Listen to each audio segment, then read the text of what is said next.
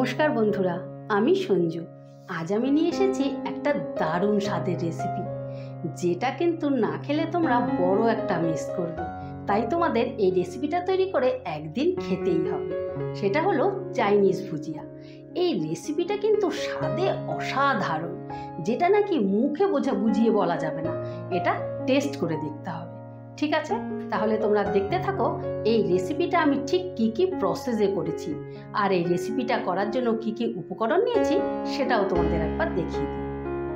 বন্ধুরা, রেসিপিটা করার জন্য আমি এখানে আধখানা বাঁধাকপিকে ঠিক এইভাবে কুচিয়ে নিয়েছি, আর নিয়েছি পেঁয়াজ, কাঁচা লঙ্কা, একটা ডিম, শুকনো লঙ্কার গুঁড়ো, গোলমরিচের গুঁড়ো, হলুদের গুঁড়ো, নুন, চাট মশলা আর ফোড়নের জন্য একটা শুকনো লঙ্কা।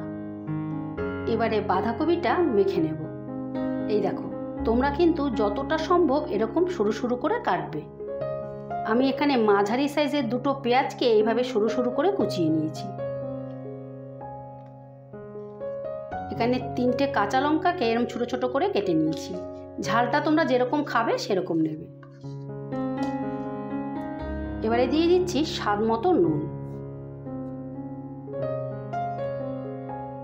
এবারে দিচ্ছি পরিমাণ মতো হলুদ। একটু চটপটা করার জন্য এর হাফ টিস্পুনের মতন শুকনো লঙ্কার গুঁড়ো দিয়ে দিলাম। এবারে দিয়ে দেব 1 টিস্পুনের মতন চাট মশলা।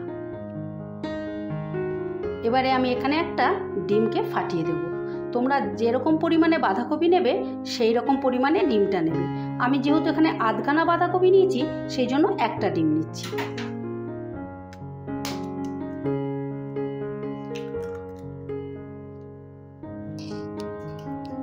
এবার সমস্তটা ভালো করে মেখে নেব।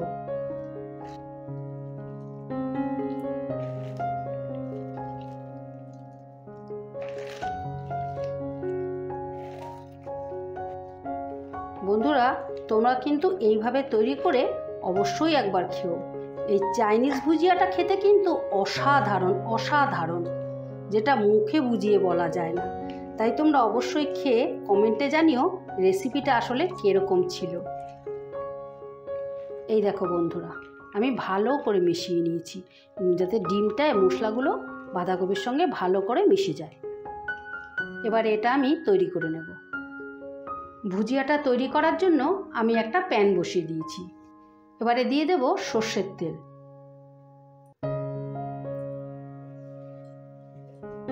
এবার ফোড়নে দিয়ে দিচ্ছি একটা শুকনো লঙ্কা।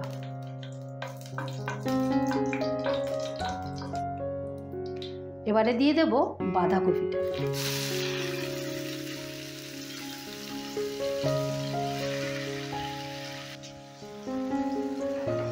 বন্ধুরা, এই রেসিপিটা কিন্তু যেরকম সহজ সেই রকম অল্প সময়ের মধ্যে হয়ে যায়, অল্প উপকরণে। একটা কপি, বাঁধাকপি আর একটা ডিম হলেই পুরো পরিবারের খাওয়া হয়ে যাবে। আর এটা ডিনারে বা সকালের টিফিনে যে কোনো কিছু, রুটি পরোটা দিয়ে খেতে তো ভীষণ ভালো লাগে। ডাল ভাতের সাথেও ভালো লাগে, কিন্তু রুটি পরোটার সাথে বেশি ভালো যায় এটা আর কি। বন্ধুরা, রান্নাটা কিন্তু আমি বারবার ঢাকা দিয়ে করব। এটা বারবার ঢাকা দিয়ে করতে হবে। প্রথমে আমি 2 মিনিটের জন্য ঢাকা দিয়ে দিচ্ছি। 2 মিনিট বাদে ঢাকাটা তুলে দিলাম।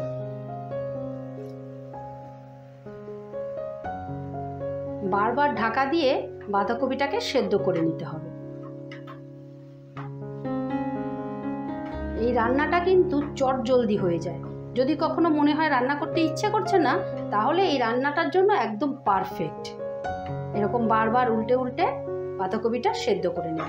আমি আবারও 2 মিনিটের জন্য ঢাকা দিয়ে দিচ্ছি। এই দেখো, এইরকম ভাজা ভাজা করে নিতে হবে। এইবারে আমি স্বাদের ব্যালেন্সের জন্য হাফ টিস্পুন চিনি দিয়ে দিলাম।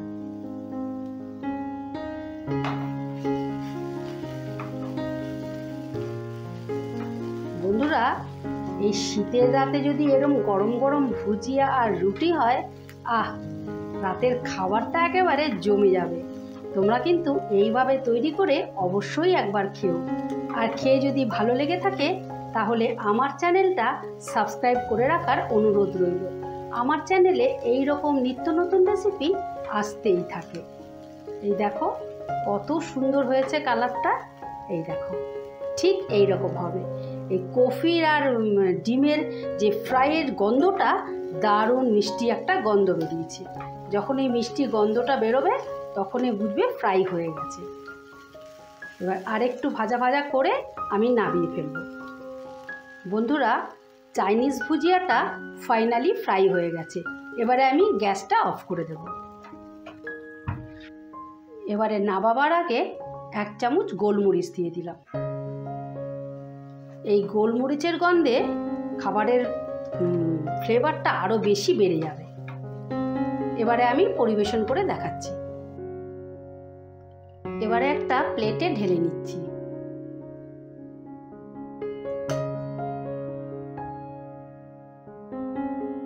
এই দেখো বন্ধুরা, চাইনিজ ভুজিয়া ফাইনালি রেডি।